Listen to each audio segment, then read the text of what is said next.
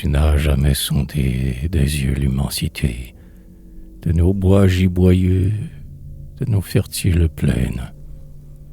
Notre fier Saint-Laurent n'a jamais reflété ta voile dans les plis de son grand flot bleuté. Et tu t'es pris pourtant des plages canadiennes. Tu chéris le passé qu'avec tant de succès, Crémazie évoqua sur sa lyre attendrie. Notre histoire, là-bas, t'enflamme, car tu sais que tes nobles aïeux ont de leur sang français fécondé pour toujours le sol de ma patrie. Mais je crains bien d'avoir espéré vainement étreindre sous mon ciel ta main chaude et loyale.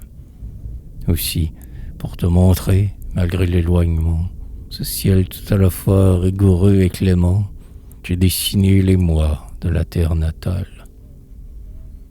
Mais il m'aura fallu les crayons immortels, échapper à la main d'un Virgile ou d'un Dante. Je rêve, malgré tout, qu'au vieux chant paternel, tu croiras reconnaître en mes humbles pastels un petit coin fleuri des bords de la Charente.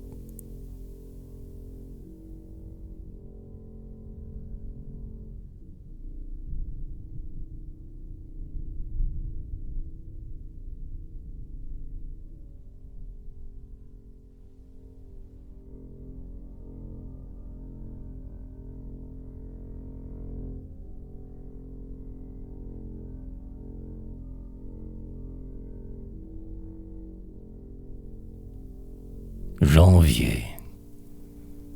Il fait froid. Les blizzards soufflent. Et nul rayon ne dort des forêts les blancheurs infinies. Mais Noël sur nos seuils laissa comme un sillon de clarté, de parfum, de paix et d'harmonie. Et sur l'épais verglas des chemins boulineux, sur les trottoirs glissants et clairs comme l'agate, dans les logis obscurs, sous les toits lumineux, l'allégresse loquace et tapageuse éclate. En vain la neige à flots tombe des cieux brouillés, en vain le grand réseau polaire nous enlace, en vain le fouet du vent nous flagelle la face. Nos cœurs ont la chaleur des bords ensoleillés. Nos cœurs français n'ont rien des froideurs de la bise, qui tord l'arbre souffrant et mort presque à moitié, et nous nous enivrons de la senteur exquise qu'épanche sur nos fronts l'arbre de l'amitié. Ce vif rayonnement de joie en tous sens brille et glisse jusqu'au gîte isolé du colon. Aux tables des fricots le sel gaulois pétille, et tout un monde gigue au son du violon. Les somptueux salons sont ruisselants de flammes, et sous le flamboiement des lustres de cristal, comme un écho divin, la musique du bal emporte en ses replis prestigieux les âmes. Dans tout cercle du soir plus vive est la gaieté, pendant que sur les toits sanglote la rafale, ou qu'au ciel éclairci l'aurore boréale déroule les splendeurs de son voile enchanté.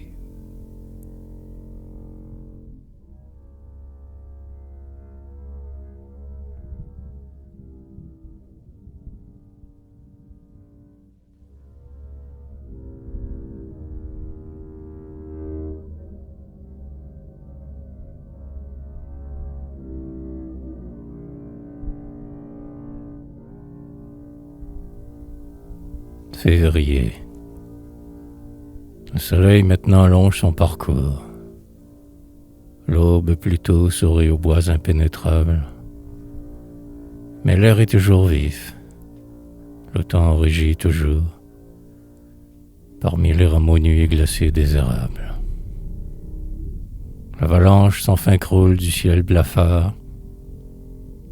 Nos toits tremblent au choc incessant des tempêtes. Cependant, à travers bise, neige, brouillard, nous formons de nos jours une chaîne de fêtes. Et tous les rudes sports d'hiver battent leur plan, au milieu de clameurs follement triomphales. Sur des flots dont le gel fit un cirque au pala, les grands trotteurs fumant en distance les rafales. Sur le ring où l'étang par le vent balayé, le gai patineur file ou tourne à perdre haleine. Le sourire à la lèvre et la raquette aux pieds, des couples d'amoureux cheminent dans la plaine. Par un souffle inconnu, chacun est emporté. Dans tous les yeux, le feu du plaisir étincelle. Et dans le bourg naissant comme dans la cité, de bruyants carnaval agite sa crécelle. Les hôtels sont bondés de lointains visiteurs. Main Pierrot dans la rue étale sa grimace. La nuit, torche au poing, les fougueux raquetteurs s'élancent à l'assaut des grands palais de glace. À des mouvants tournois, la multitude accourt. Tout le peuple s'ébat, tout le peuple festoie. Car, puisque février est le mois le plus court, il voudrait s'y griser de la plus longue joie.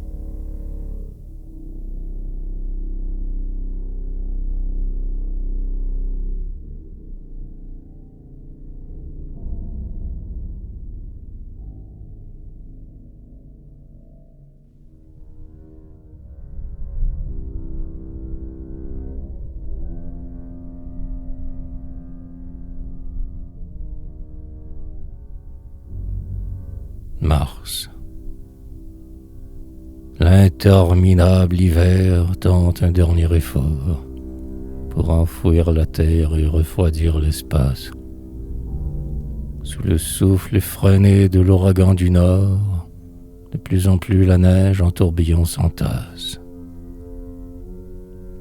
Et cette blanche mer déferle dans le vent, par-dessus les taillis aux branches dénudées.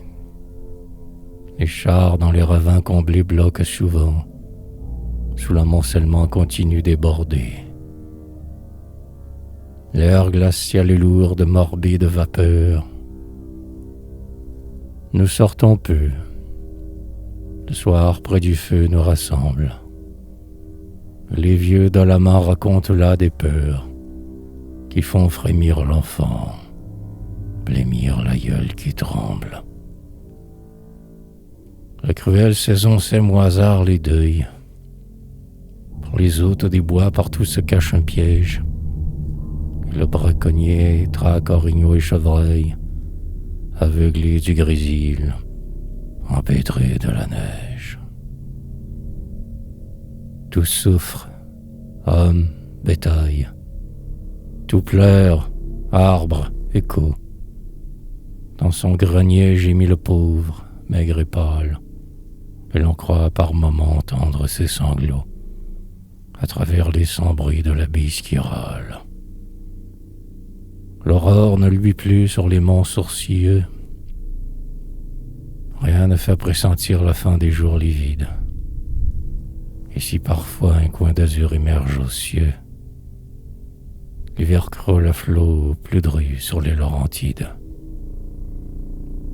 Mais de même qu'après le déluge, un matin, l'arc-en-ciel rayonna dans sa splendeur première. Le clair soleil pascal, qu'on croyait presque éteint, demain va tout dorer de sa blonde lumière.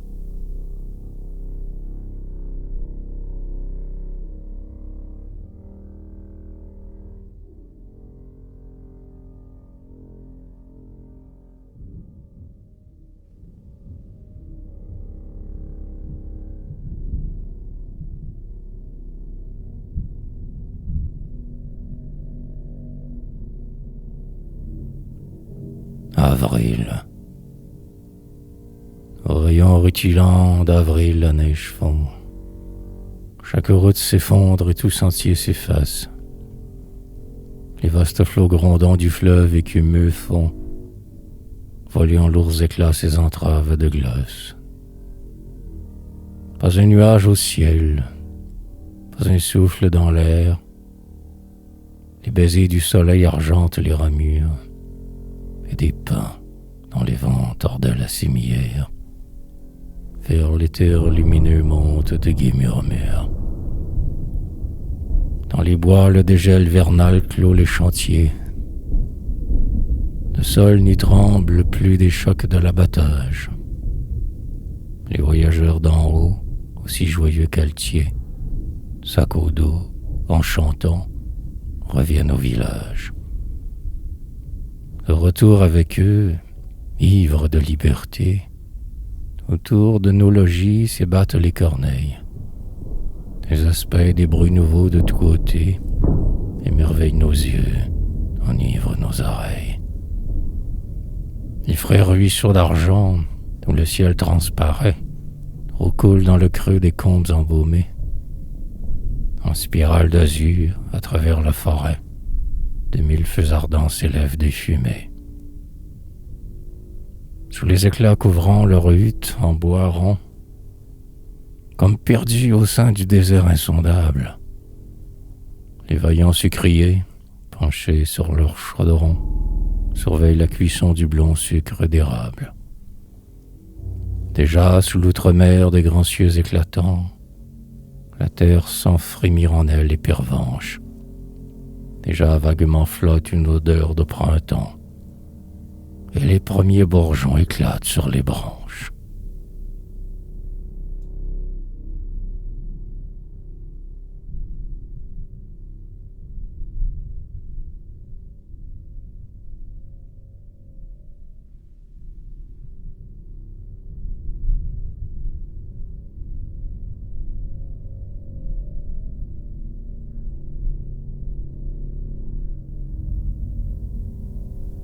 Mais sur le fleuve ruisselle une lumière chaude, et l'immuable azur sourit aux flots mouvants. Le feuillage tressaille aux caresses du vent, où le givre brille et rayonne l'émeraude. Le vallon redevient un coin du paradis. Tout scintille, tout chante et tout s'idéalise. Et le merle, amoureux, nuit et jour vocalise sous le dais ondoyant des bosquets reverdis. La ramure se lustre et la vague s'irise. L'air est lourd du parfum capiteux des lilas. Du ruisseau, que fige à glace, neige et verglas, des trilles d'harmonica s'envolent dans la brise. Le nord laurentien luit comme le midi. Nos eaux ont tout l'éclat des miroirs de Venise. Et les palais flottants, que heurta la banquise, reviennent sillonner leur cristal attiédi. Le soc d'acier, tranchant et clair comme le glaive, rouvre l'âpre jachère où dormaient les grillons, et des guérets fumants, inondés de rayons, vers l'ostensoir des cieux un encens d'or s'élève. Sous l'étincelement du plus riant des mois, l'âme s'émeut, le spleen s'enfuit, le sport s'agite. Sur des lacs lointains où foisonne la truite, les pêcheurs joyeux font merveille au cœur des bois. Et la brise, frôlant les grands flots de turquoise, nous apporte la voix mâle des gais flotteurs, qui, sur leur long radeau aux sauvages senteurs, chantent à plein gosier. C'est la belle Françoise.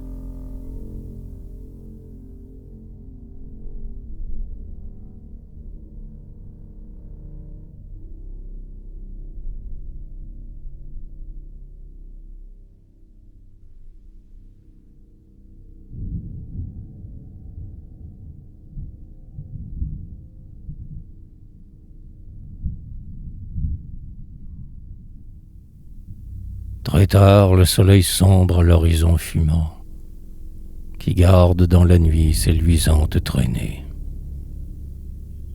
Le fécond prairial sous un clair firmament prodigue la splendeur des plus longues journées. Une flamme de vie emplit l'immensité.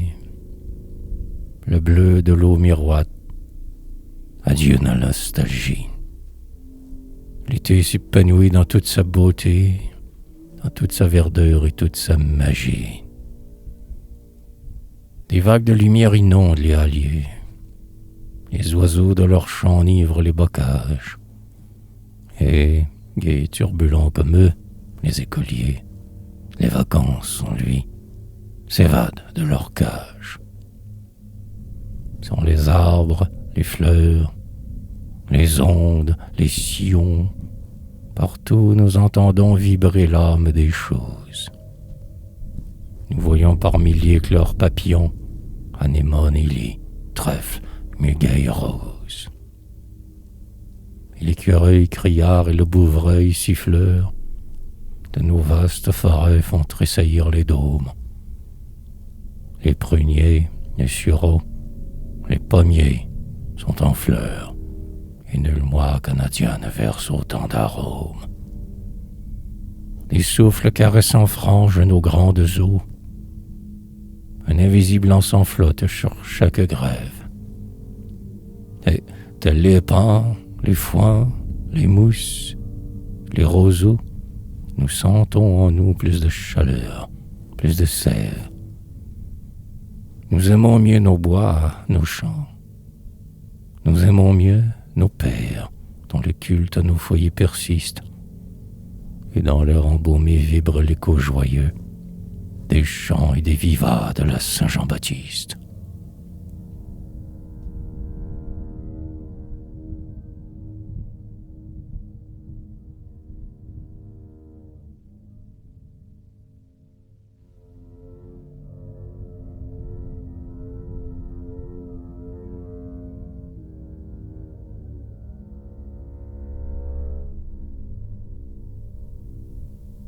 Juillet. Le soleil brûle au fond de l'immense ciel bleu. Pas un lambeau de vent ne traîne sur les ondes. La canicule étreint dans un cercle de feu jusqu'au sapin touffu des savanes profondes. Les ruisseaux ont cessé leur chant dans les vallons. Les coteaux sont jaunis, les sources desséchées. Le grillon, accablé, se tait sur les sillons. Le papillon se meurt sur les roses penchées. Tout souffre et tout gémit dans ce nouvel enfer. Et, pâles et poudreux, en quête d'un asile, les citadins hier ont déserté la ville pour aimer l'air léger des monts de la mer. Mais l'effluve est aussi lourd dans le bas du fleuve. Et le brun riverain, la faux sifflante au poing, en ouvrant sa tranchée à travers les grands foins, péniblement halète, imprudemment s'abreuve. Le soleil parfois semble une flaque de sang, et soudain un nuage à la frange écarlate monte de l'horizon. L'orage menaçant accourt. Déjà l'éclair brille, la foudre éclate. Bientôt le ciel voilé laisse couler ses pleurs. Sous cette aspersion sonore, fraîche et dense, les arbres, les épis, les ajoncs et les fleurs ont l'air de s'incliner devant la providence. Mais l'azur s'ouvrit au terroir tout trempé. Et le soir, sur le pas de nos portes ouvertes, nous nous grisons de l'âcre odeur des feuilles vertes, de l'orge blondissante et du foin frais coupé.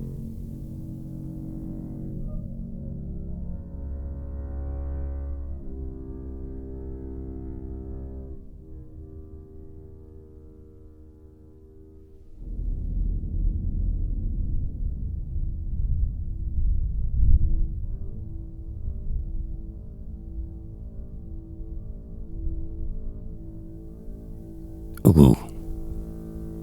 Le soleil est toujours brûlant, et les blés d'or, autour des seuils, au bord des eaux, le long des sentes, au souffle soupissant du fiévreux thermidor, balancent tristement leurs ondes languissantes.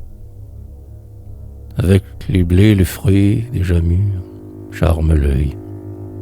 L'ombreux verger rougeoie et le préchaud rayonne.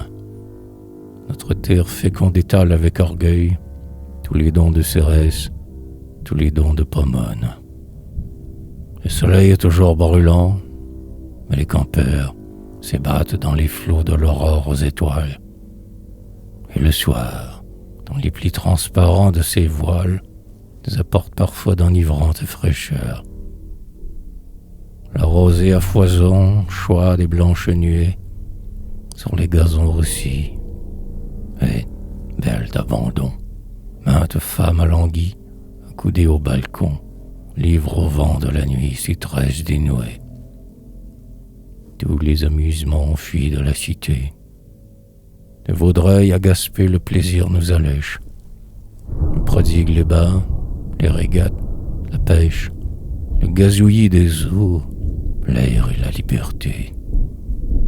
Le soleil est toujours brûlant, mais de nos rives et de nos monts altiers, en de bruyants essaims, les touristes cossus des grands états voisins animent les hôtels, les bosquets, les eaux vives. Et pendant qu'assoiffés de frais, de gais flâneurs s'en vont, sous le feuillage ombreux, manger sur l'herbe, revenus de leurs champs glanés, des moissonneurs, joyeux, le rail en main, mouillent la grosse gerbe.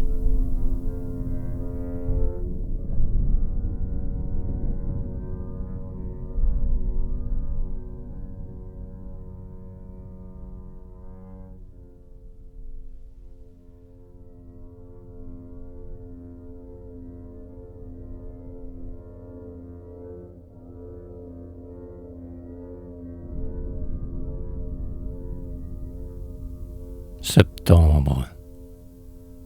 Sur le chaume odorant des champs silencieux, l'âpre paysan lit encore des javelles. Des torrents de rayons plus chauds tombent des cieux. Le fleuve est caressé par des brises nouvelles. Le dais du firmament aussi paraît nouveau, et l'on dirait, dans l'air limpide et sonore, que sous le calme azur teint de reflets d'aurore, s'épanouit pour nous un second renouveau.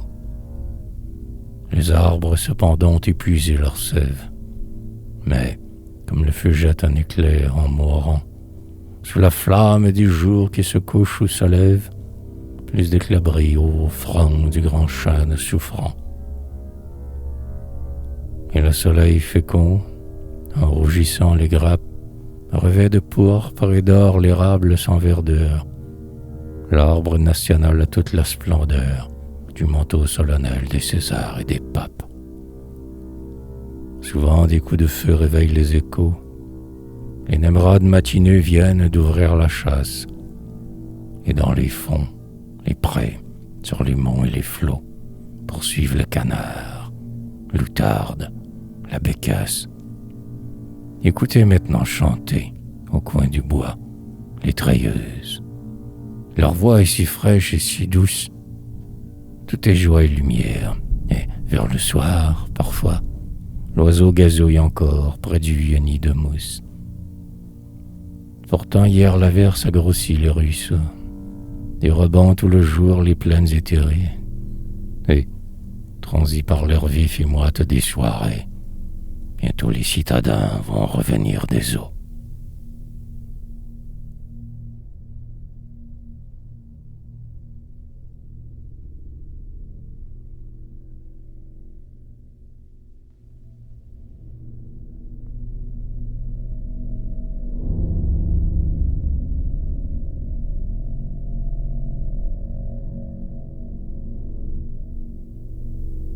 Octobre. Le ciel est tout couvert de nuages marbrés. Les coups vibrent au lointain comme un bronze d'alarme. Chaque nuit, le gel mord les rameaux diaprés, et les feuilles du bois tombent comme des larmes. Il vente, il grêle, il pleut. Les lourds torrents gonflés, dans les vallons déserts grondent comme les fauves. Pour des bords plus cléments, les maestros ailés, désertent, inquiets, les bosquets demi-chauves. Des rayons hésitants tombent, comme à regret, du sombre firmament sur la terre alarmée. Adieu les fleurs, adieu les champs sous la ramée, adieu les rendez-vous au bord de la forêt. Mais, comme le flambeau divin de l'espérance fait envoler la nuit de tout cœur douloureux, le radieux soleil percera de ses feux la brume qui dérobe aux yeux l'azur immense. Midi flamboie encore, et les pêcheurs, toujours, patients, sur les eaux laissent flotter leur liège. Les vieux trappeurs, campés au fond des grands bois sourds, le fusil sous le bras, vont visiter leurs pièges. De l'aube jusqu'au soir, sur le sol morne et froid, qui berce au vent sapin, orme, frêne, érable, retentissent des chocs sinistres, formidables, où se mêlent des cris de triomphe et d'effroi. Ce sont les défricheurs qui causent ces vacarmes. Avec le fer brutal, ils renversent les fûts d'arbres portant jusqu'à l'éther leur front touffu. Et les feuilles toujours tombent comme des larmes.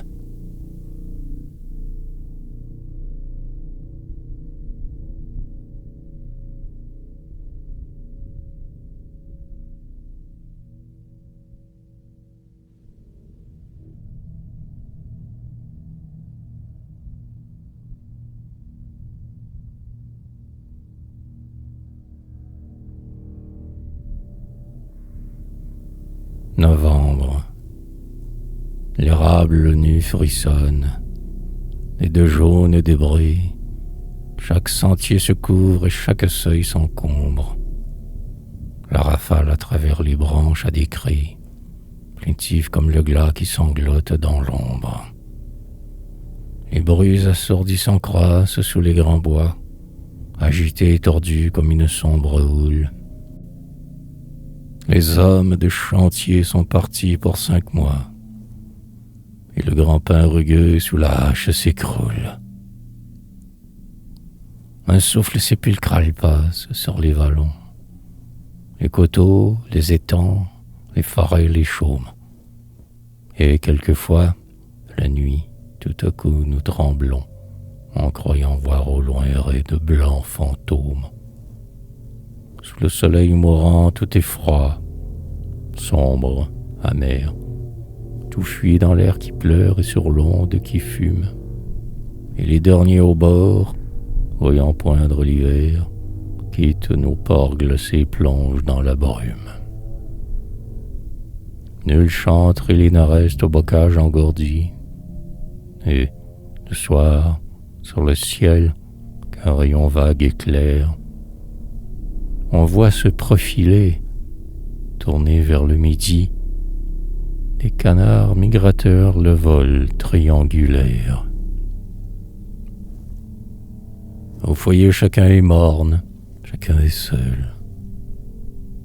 L'aspect du ciel blafard vous attriste et vous navre, et la neige déjà déroule son linceul sur l'arbre renversé, comme sur un cadavre. C'est le mois des souleurs, des regrets, des adieux. Les cœurs sentent le froid des marbres mortuaires, et des foules en deuil, des larmes dans les yeux. On s'inclinait devant les croix des cimetières.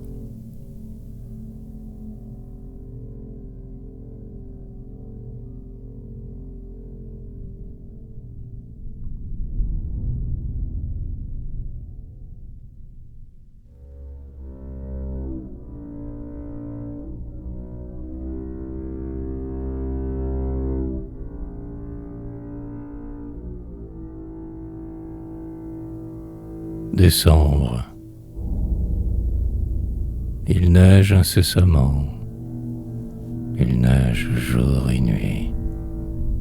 Le mont est blanc. Le val est blanc.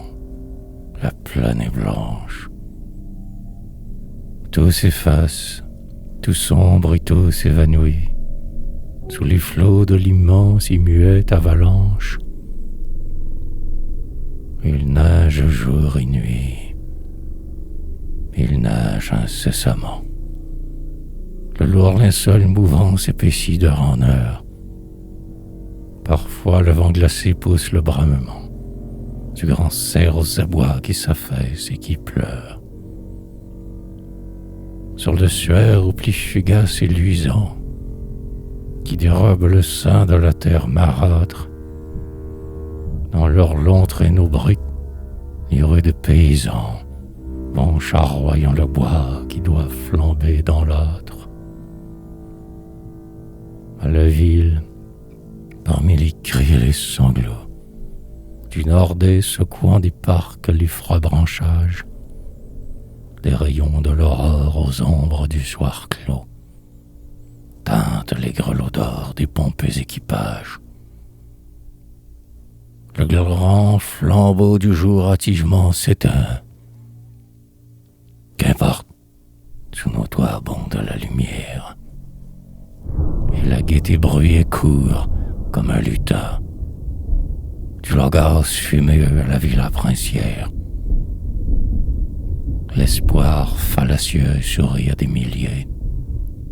Et, bercés par des chants d'anges ou de sirènes, on songe les enfants déjà dans leurs souliers, voient le bon Santa Claus déposer leurs étrennes. Et puis, pour saluer, narguant l'hiver cruel, dans l'an neuf qui s'avance, un bonheur qu'il espère, sous le rayonnement de l'arbre de Noël, près du feu pétillant, chacun lève son verre.